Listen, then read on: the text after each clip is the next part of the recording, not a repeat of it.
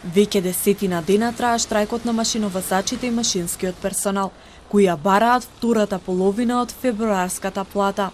Нема никаков проток на стоки од и до Скопје, поради што компаниите дневно губат по 100.000 евра.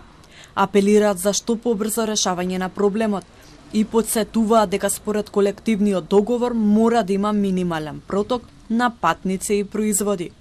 Проблемот е сериозен, се прелива и во соседството, каде компаниите бројат милионски загуби. Штетите кои што компанијата Макстел ги трпи во овој момент се бројат во 100.000 евра. Ќе биде малку проблематично да го обезбедиме континуитетот во производството, бидејќи залика на суровини и материјали имаме само за уште помалку од десетина дена производство.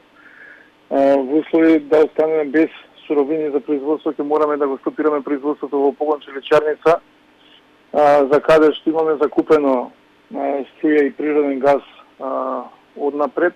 Од МЖ инфраструктура смируваат. Февруарската половина од плата ќе стигне деновиве. Се очекува сообраќајот да биде нормализиран во вторник на 11 со исплата на вториот дел од платата за февруар месец. Друга причина за прекинот на железнички сообраќај во моментот нема.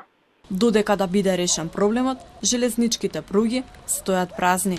Во 1873 година пристигнал првиот воз во Македонија, а денеска на одбележување 150 години јубилеј од тој ден, од воз ниту трага, ниту глас.